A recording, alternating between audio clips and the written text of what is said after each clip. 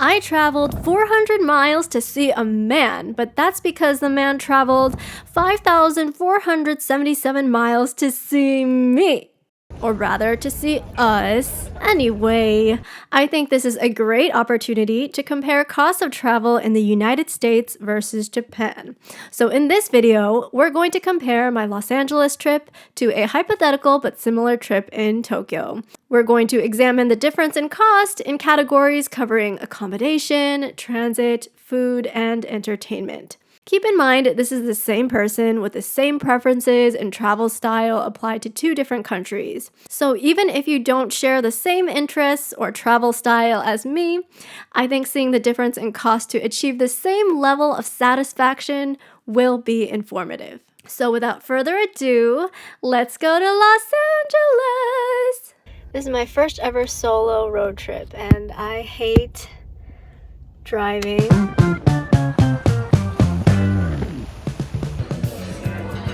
First stop, Madonna Inn. A nice resort with some kitschy but very ornate decor. It was perfectly placed for a nice break in the middle of my 7-hour drive. I want to make sure all my plumbing is working smoothly, so I ordered a chicken salad for $17.95.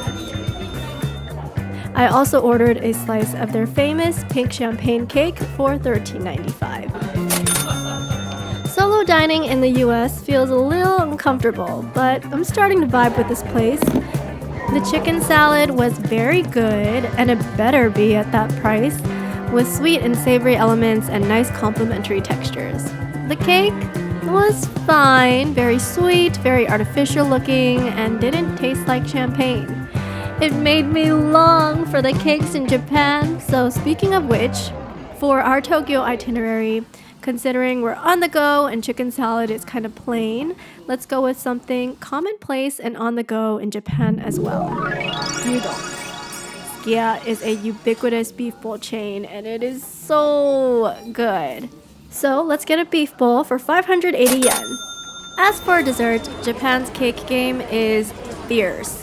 Everywhere in the big city, you'll find individual serving sizes that are not only visual masterpieces, but also freaking delicious. Let's pretend we walked by a delicious cake shop and got a slice. This bakery looks a lot more low-key, but specializes in chiffon cake, which is pretty tricky to bake, and the cakes come in so many irresistible and interesting flavors. It's mango almond, and the other one is honey tea ginger. One slice for me, and one slice for also me.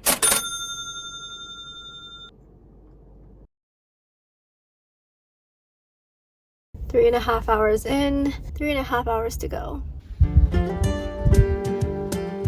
What's a road trip without more cool stops? We're here at our next stop, Shell Creek Road. It's pretty much a road in the middle of nowhere. What? You think my definition of cool is weird? Oh, sorry. I guess I forgot to introduce myself.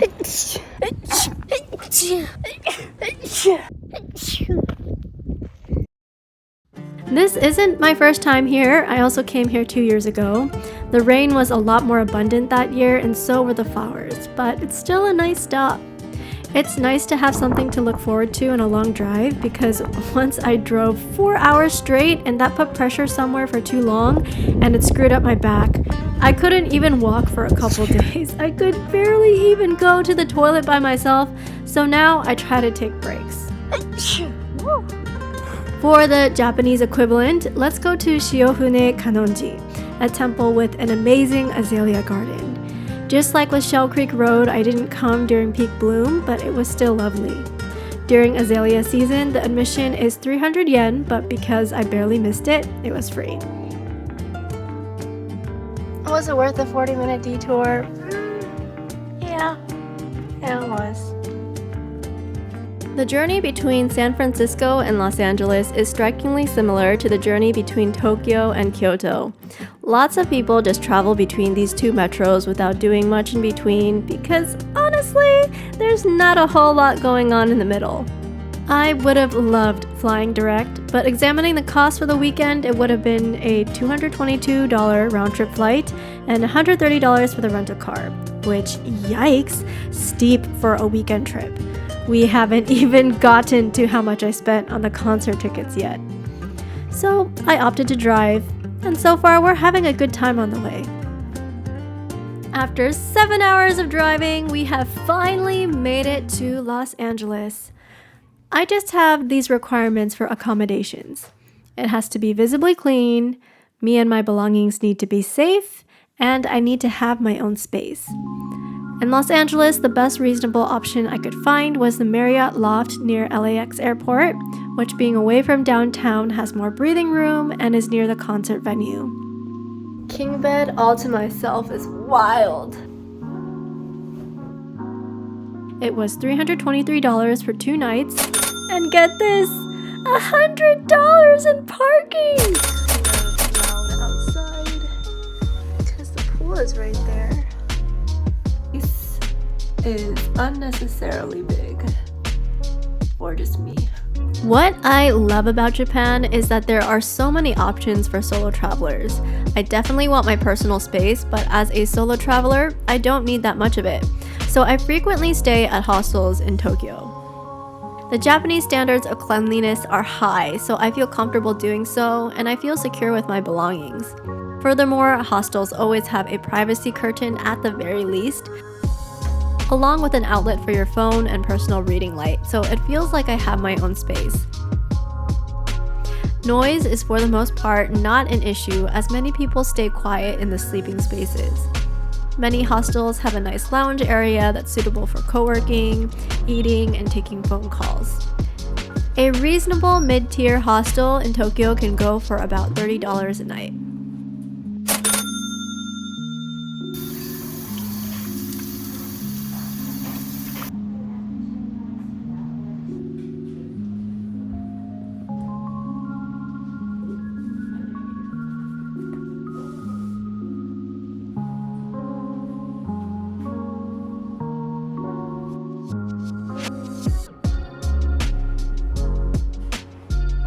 For dinner, I met up with a local friend to eat in Koreatown for the best fried chicken in my life. Oh, this is gonna do great for my appetite. The portion was huge, but since I'm traveling, I have no use of leftovers and had my friend take them. My half of the meal cost $38.82. Oh, and I also spent $3 on valet parking. For a good sit-down meal with a friend in Tokyo, I recommend monjayaki. It is a savory pancake cooked on a grill with lots of delicious toppings, similar to okonomiyaki but tastier. It is a specialty specific to Tokyo.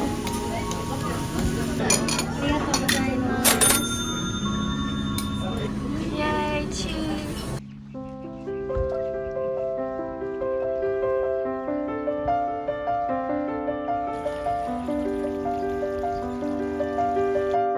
Help!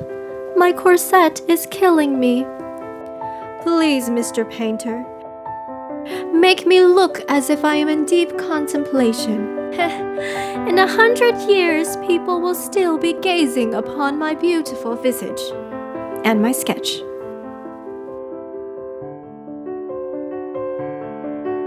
This is the Huntington Library, Art Museum, and Botanical Gardens. For a very reasonable price of $29, you get access to museums, exhibits, and my favorite, gardens. The highlight is the Chinese garden. Expansive, gorgeous, and immersive. Having the privilege of being able to appreciate such a magnificent garden, I felt as though I were the emperor's 7th concubine. It also made me realize that I don't think I've actually ever seen a Chinese garden. I can think of at least 5 Japanese gardens in my vicinity in Northern California, but not a single Chinese garden. Well, Huntington also has a Japanese garden, as well as a California garden, an Australian garden, a desert garden, a rose garden, a Shakespeare garden, a palm garden, lily ponds. There is so much to explore, and it wouldn't be unreasonable to spend the whole day here. Although I don't typically choose to go to museums because they are all under the same umbrella price, I enjoyed those as well.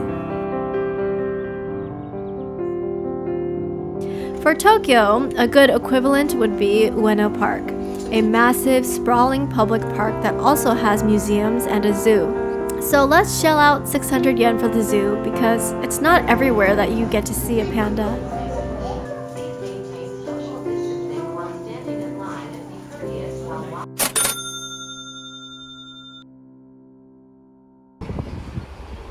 After the Huntington Gardens, I went to Little Tokyo because your girl loves Japan so much she tries to find it in the United States, is what my dad would probably say about me.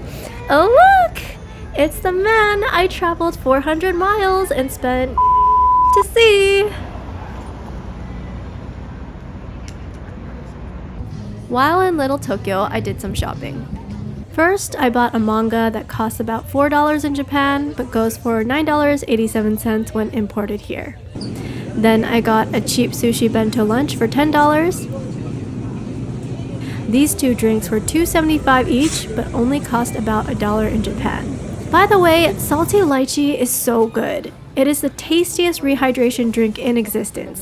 Gatorade's got nothing on it, okay? It is really hard to find in the US, and I wish it would get imported more. Then I got some dessert. This is milk soft serve with real honeycomb. Something comparable in Japan would be anmitsu, a red bean dessert with toppings.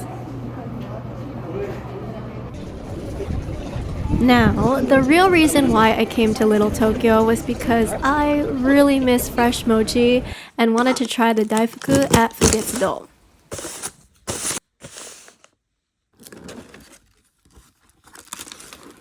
Wow! It's beautiful! Oh, I'm excited. I'm gonna eat it. Mmm.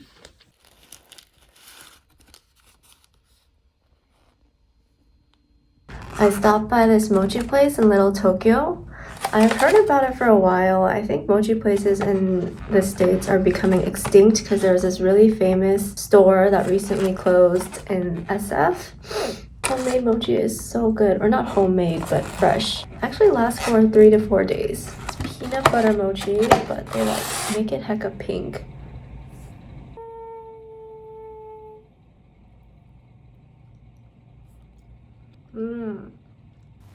Daifuku mochi is around 150 yen in Tokyo. However, there's never a scenario where I'd buy 21 pieces of mochi in Japan. So for the sake of comparison, let's get a souvenir. And when in Tokyo, a souvenir I like to buy is Tokyo banana. If you don't know what these are, they're really delicious cakes filled with banana cream that taste real, not artificial like banana Laffy Taffy. They also sell other tasty flavors as well as a Ginza strawberry cake, which I like even better. Keep in mind, even though they are packaged beautifully in these boxes, they only have a shelf life of approximately 10 days.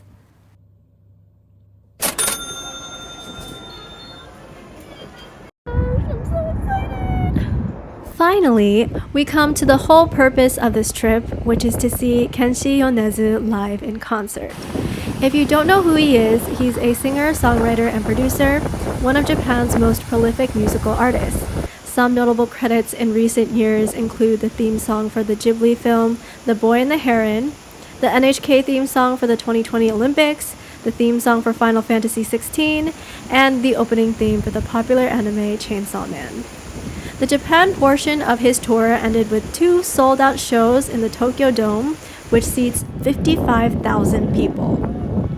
Now, I wonder what he feels like to go from singing in front of 55,000 people back home to just 6,000 in Los Angeles. We definitely got an intimate experience. I paid $351 for a resale ticket and about $40 for parking. Fans report tickets being as low as $80, and the show sold out within minutes because of bot scalping on Ticketmaster. In Japan, tickets for his tour ranged from 8,000 to 13,500 yen, and scalping is just not a thing. Resales can only be done through official channels in a lottery system at original prices, and your name is tied to the ticket.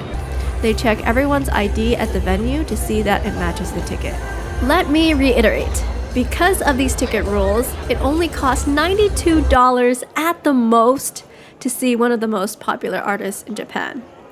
On the flip side, doing what I did and buying a ticket 1 month before his concert would have been impossible.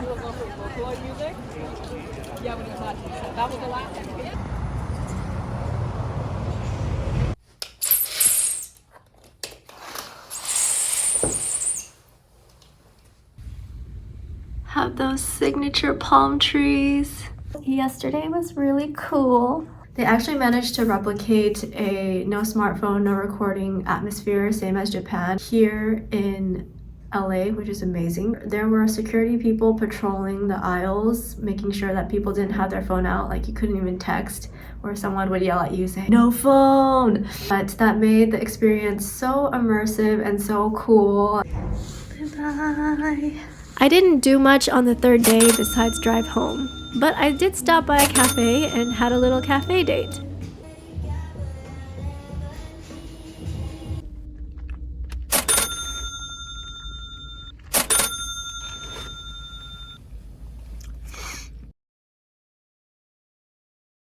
All right, 5-hour drive. Let's go. While I get stuck in traffic on the way home, it's time to break down and compare the costs of both trips. I didn't talk a whole lot about transportation, but the total amount I spent on gas for this weekend trip to LA was about $140. I also spent $5 in miscellaneous parking expenses. For Tokyo, I plotted a public transit route to all of the attractions mentioned in this video. Assuming we base ourselves in Asakusa, where a lot of accommodations are, this includes the train to and from Narita Airport to Asakusa Station. It also includes trips to Shiofune Kanonji, which is in the boonies of Tokyo, as well as Tokyo Dome and Ueno Park. The total comes out to be about $45. This is the cost of food for 3 days. Then we have the cost for attractions and souvenirs. Although, let's be honest, you're going to have great self-control to only spend $42 in Japan on shopping. Then we have the big ticket items. We have accommodation. And then finally, adding the concert, our total comes out to be $1,149 for a weekend road trip to LA versus $289 for a similar 3-day trip in Tokyo. Wow. So experience for experience and purchase for purchase, a US domestic road trip is almost 4 times more expensive than a trip to Tokyo. You might say, isn't it unfair that you added the gas to LA but not the flight to Tokyo? Okay then, let's add a round-trip flight to Tokyo. The Tokyo trip is still cheaper, with a difference of almost $200, considering we spent about $50 a day on food and accommodation in Tokyo. That's enough money to pay for 2 days of vacation. More luxurious ones at that. But wait, there's more! Remember how we saved $222 by driving to Los Angeles rather than flying? That would buy at least 2 more days in Tokyo as well. And that is how the cost of a weekend trip in the United States can pay for a week-long vacation in Japan. No wonder why Americans love Japan travel. The real kicker? I didn't even leave my state.